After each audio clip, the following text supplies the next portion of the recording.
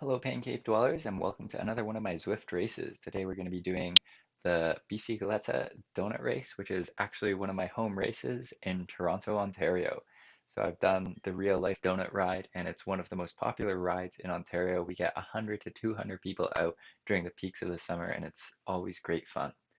The course we're doing today is the Everything Bagel in New York, so it features both sides of the KOM, and in addition to that, every single road in New York. The KOM is around a 4 to 5 minute effort, depending on how fast you're going, and I'm just going to fast forward till we hit the base of the first climb. So the base of the first climb comes super early into the course. We hit it at only 2 kilometers into the race. Here I am just in the group, and it's going to kick up to 8%, and there's a bit of a flat section once we hit this kicker, and then we'll kick back up, and there'll be another flat section, and then we'll kick back up, and I'll keep going like that until we hit the top of the climb. So it's a bunch of essentially 30-second efforts until you hit the top. So I've kind of dropped the wheel a bit here, and I'm having to put in a slight effort just to get back into the group and be in the draft for this flatter section. So today I'm going to be focusing mainly on our sprint at the end. So I'm just going to play this climb a bit faster than normal. So at 4 times speed. You can see Evan just attacking up the front there, and I'm just trying to ride with the group as best as I can. SG there has just gone off the front and he's attacking. He's wanting to go solo. I'm not too worried about this because it's still a long way to go. You can see he's got a 3 second gap, and I'm pretty sure the group of four of us are going to be able to easily catch him on the downhill. So the four of us are just riding this together, and you can see that how this terrain kind of undulates. So it's 0% here, and then it'll kick right back up. This climb, we didn't ride it too hard. I averaged only 372 watts up this, and it took us 4 minutes and 27 seconds compared to during the KISS Community League when I averaged 400 watts up it, and it took us 4 minutes and 6 seconds. So here we are, we're approaching the end of the climb, and one other person, L. Van Lauw, has attacked our group and joined with SG, so it's 2 people versus 3 people now. Unfortunately, L. Van Lauw didn't have a heart rate monitor on, so he ended up getting disqualified from the overall Swift Power rankings. We'll speed it up again for the descent. You can see the group in front of us is got 20 seconds, which is a bit exaggerated on this descent. I just try and keep to the front as much as possible to try and pull us back. So once again, I said that we were working for Evan today. He was planning on taking the sprint and I was going to be his lead up man. So I'm just doing all the work I can to make sure Evan gets to the front of the race. So you can see El Van Lau has dropped SG at this point. So now it's 1 versus 3. And we're in the end going to be able to pull this SG rider back once we get off of the sky bridge. Once it did come back together, we just kind of ignored the guy in front because we didn't have much hope of catching him, and I started doing my best to attack the group to soften up everyone so Evan would have a better chance in the sprint.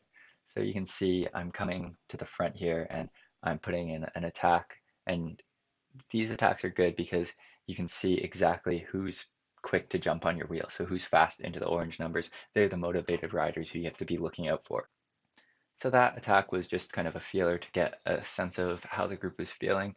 But then as we came through the start finish banner, I gave a proper attack and even used my featherweight power up, which you'll see coming up here. So I'm just sitting in the group. I pop my featherweight power up. We're at 8% gradient, so it's pretty effective time to use it. And I go all the way up into 14, 15 watts per kilo. So that's a proper attack. You can see the Cannondale guy and SG are really quick to jump on into the orange numbers, and Evan is just kind of sitting in that group doing the minimum amount of work possible.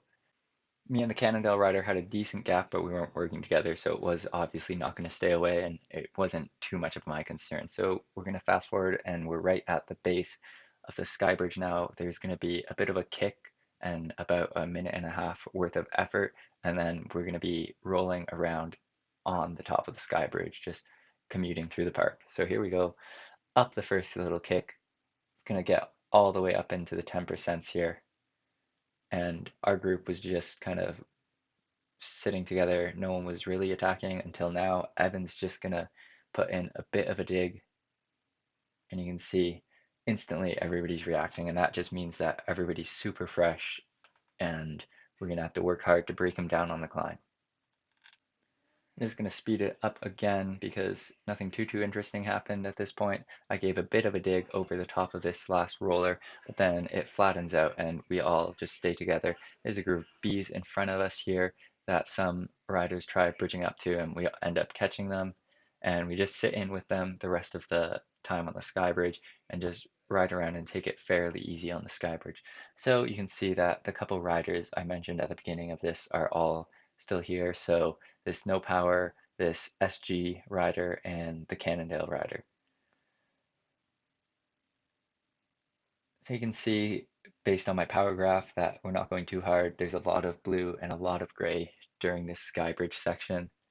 And that just means that everybody else who we're riding against is also probably recovering. So I was expecting it to be a bit faster up this KOM than it actually was, but that's fine by me. So here we are at the base of the final time up the KOM. So I'll give you guys the stats on the KOM attempt, and I'll compare it to what I did during the KISS Community League race, which was the fastest I've done this KOM. So we averaged, once again, 370 watts up this time round, and we did it in 3 minutes and 22 seconds. So this side up the KOM is a bit shorter than the other side just because we're already halfway up it. And then if we contrast this to the KISS Community League race where we did the KOM, we did it in 3 minutes 10 seconds, so a bit faster, and during that race I averaged 390 watts of it, so 20 watts more. You can see that all of the B riders are kind of getting left behind at this point, and that's to be expected because we are going decently hard enough to drop B riders. And you can see it's really steep, so we're going 15 kilometers per hour. Not much of a drafting benefit here. I'm saving my featherweight just for the very final kicker up to the start, or the KOM banner. And this climb, once again, it is kind of a tier system where it kicks up, then levels off, then kicks up and levels off again. So once we turn right, it's gonna kick up, and this is, I believe, the steepest part of the climb. You can just see on the screen how steep that is. 11, 12, 14, 15%, 16, 17. I think that's as much as it's going to go. 17%. I'm riding on a cheaper Elite Smart Trainer, and it can't even simulate a 17% gradient. So all I'm able to feel is 10%, but I can definitely still feel it. So you can see that the Cannondale rider now has popped his feather power up. I'm not sure if he was hurting right now, but yeah, he ended up using his featherweight power up, and he didn't use it to attack, so I would assume that's because he was hurting. So here we are on another flatter section of this. Once we take this right hand corner, it's going to be a false flat, and then there's going to be a kick up to the KOM banner. So you can see we're going pretty fast at this point. We were up into the 40 kilometers per hour zone. And you can see that I'm really benefiting from the draft. So No Power is doing 5 watts per kilo on the front there, and I'm doing 3.3 to 4 watts per kilo in the draft. So that was definitely beneficial for me. I was really able to recover well. So I'm going to pop my featherweight power up right now and just give it a bit of an attack up this final kicker. So No Power, he didn't do any recovery there because he was just on the front, and he is unable to respond to this attack. And Evan is on his wheel, and me and the Cannondale rider are going to come over the top of this together. And we have just put so much time into No Power in like such a small amount of distance. So he's already 5 seconds back from us. I'm hoping for a power up here, but I just get XP, which is unfortunate. And let's just fast forward here for the remainder of the descent. So in the end, No Power ended up pulling Evan back to me and the Cannondale rider, which was great for Evan because he didn't have to put in any effort. And then we kind of started playing a bit of cat and mouse. No Power attacked a couple times, but everybody was really quick to respond. So you can see we're just attacking and responding.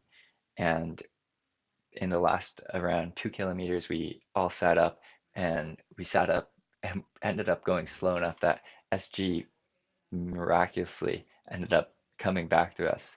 So you can see he's putting in some big numbers there, 5 watts per kilo, and he's really closing that gap while we sit up. So here we are in the last kilometer of the race. The plan here was I was gonna put in an effort at 500 meters to go, and Evan was gonna sit on my wheel.